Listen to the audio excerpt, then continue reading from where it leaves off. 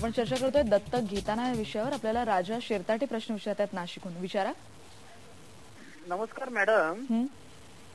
माझा एक असा प्रश्न असा आहे की आता मॅडमांनी जो प्रश्न उत्तर दिलं होतं की दत्तक घेताना ही हिंदू ऍक्ट जो त्यांनी जो नियम सांगितला, मग हा मुस्लिम समाजाच्या समजा एखाद्या सदग्रस्ताने समजा दत्तक घ्यायचं समजा ठरलं तर मग आपण काय करू शकाल?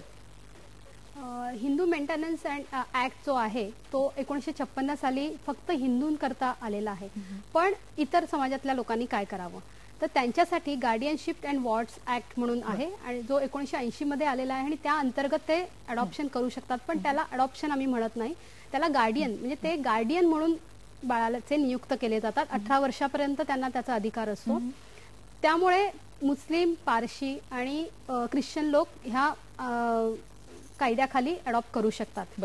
आता रिबोलो म्हणून जे जज होते त्यांनी एक अधिनियम केलेला आहे आणि त्यानुसार परत पारशी कुटुंब किंवा ख्रिश्चन कुटुंब 2 वर्षानंतर ऍप्लिकेशन करू शकतात आणि ते अडॉप्शनच्या अंतर्गत येऊ शकतं. पण मुस्लिम अजून कुटुंब तशी आलेली नाहीयेत अडॉप्शनला. त्यांचं प्रमाण पण खूप कमी आहे अडॉप्शनला येण्याचं, कारण त्यांचा पर्सनल लॉ म्हणजे पारशी किंवा ख्रिश्चनांचा पर्सनल लॉ सुद्धा त्याला अनुमती देत नाही. त्यामुळे त्यांचं adoption guardianship and wards act खाली होतो. आता जुवेनाईल जस्टिस ऍक्ट आलेला आहे, तो सगळ्यांसाठी कॉमन ऍक्ट म्हणून पण करू शकतो. पण त्याचं मुंबईत किंवा महाराष्ट्रात अजून सुरू झालेलं नाहीये, पण त्या कायद्या अंतर्गत ते अडॉप्शन करू शकतात. आपल्याला अशोक पाटील प्रश्न विचारतात कोल्हापूरहून. अशोक. हा, मी अशोक पाटील बोलतो कोल्हापूरहून. मॅडम, मला प्रश्न असा विचारायचा आहे, एखादं टाकून दिलेलं बाळ. हॅलो. हा अशोक, तुमचा प्रश्न सलग पूर्ण करा. एखादं टाकून दिलेलं बाळ एखादी फॅमिली घेऊन येत असेल, संस्थेकडे घेऊन येत असेल, तर बाल कल्याण समिती ते बाळ त्या फॅमिलीला देऊ शकतं का, किंवा एखादी सिक्वेन्स बदलून त्या फॅमिलीचा त्याच्यावरती हक्क लागतो का? नाही, त्या फॅमिलीला त्याचा हक्क लागू शकत नाही किंवा त्या फॅमिलीला डायरेक्टली ते बाळ बाल कल्याण समिती देऊ शकत नाही. ज्युवेनाईल जस्टिस ऍक्ट अंतर्गत तसं नमूद केलेलं आहे. पण पूर्वीची जी प्रक्रिया होती की बाल कल्याण समिती आधी 3 ते 4 महिने घेऊन त्या बाळाला पूर्ण अनाथ म्हणून डिक्लेअर करावं लागतं. ते अनाथ डिक्लेअर झाल्याशिवाय कुठल्याही कुटुंबाला ते बाळ देऊ शकत नाही. तोपर्यंत त्याची कस्टडी जवळच्या संस्थेमध्ये म्हणजे ज्या एरियात ते सापडलेलं आहे तर बाल कल्याण समिती त्या एजन्सीकडे किंवा त्या आश्रमाला किंवा त्या संस्थेला त्याची कस्टडी दिली जाते. आणि पूर्ण प्रक्रिया झाल्यानंतर म्हणजे जाहिरात, पेपरमध्ये जाहिरात किंवा पेपर पब्लिकेशन झाल्यानंतर ते बाळ अनाथ म्हणून डिक्लेअर केलं जातं आणि ज्या पालकांचा नंबर आहे त्या पालकांना ते बाळ दिलं जातं. डायरेक्टली एखाद्या कपलने तसं बाळ घेऊ नये आणि ते तसं दिलंही जात नाही. आपल्याला आनंद मोरे प्रश्न विचारतात नाशिकहून. विचारा आनंद.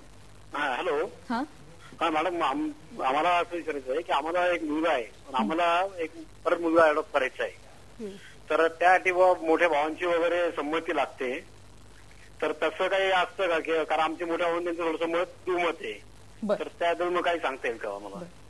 तुम्हाला एक मुलगा आहे आणि तुम्ही परत मुलगा हिंदू अडॉप्शन ऍक्ट खाली घेऊ शकत नाही, कारण हिंदू अडॉप्शन ऍक्ट असं म्हणतोय की जर एक मुलगा असेल म्हणजे कोणताही एक सेक्स असेल त्याच्या अपोजिट सेक्स त्यांनी घ्यायचं असतं. मुलगी असेल तर तुम्ही दुसरी मुलगी अडॉप्ट करू शकत नाही, मुलगा असेल तर दुसरा मुलगा तुम्ही अडॉप्ट करू शकत नाही.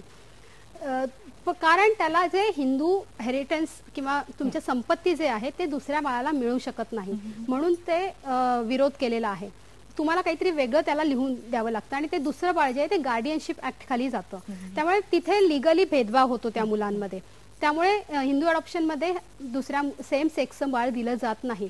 दुसरा काय प्रश्न होता त्यांचं? मॅम तसं होतं की आता जसं हा मुद्दा आहे की समज बेकायदेशीर म्हणजे फॅमिलीमध्ये त्यांच्या भांडण आहे की नक्की दुमत आहे तर नक्की, पण हा मुद्दा मला वाटतं आपण सॉर्ट आउट केलेला आहे की तुम्ही मुलगा असेल तर दुसरा मुलगा घेऊ शकत नाही. नक्की. पण जुवेनाईल ऍक्ट 2000 मधल्या त्याच्यातही त्या कायद्यामध्ये आता तुम्ही दुसरं बाळ मुलगा म्हणून किंवा मुलगी म्हणून तुमच्या सेम सेक्सचं बाळ तुम्ही घेऊ शकताय.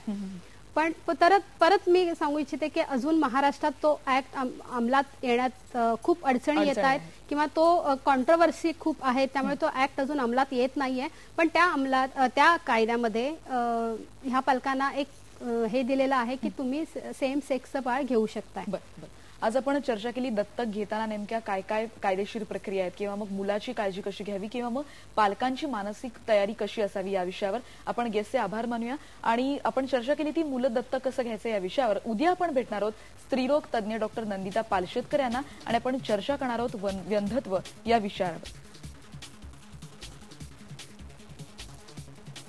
तुम्हाला जर काही प्रश्न असेल तर तुम्ही उद्या 1:30 ते 2 या वेळेत फोन करू शकता. 02266899204 या नंबरवर तुमच्या प्रश्नांची आम्ही वाट बघतोय. आणि तुम्ही दत्तक प्रक्रिया विधान जे आहे त्याच्यावर नक्की विचार करा. अजूनही अशाच टॉक टाइम मधल्या अनेक विषयांमध्ये आम्ही तुमच्या सहभागाची अशीच वाट बघणार आहोत. आपण आज इथेच थांबूया. पहा फक्त IVN लोकमत.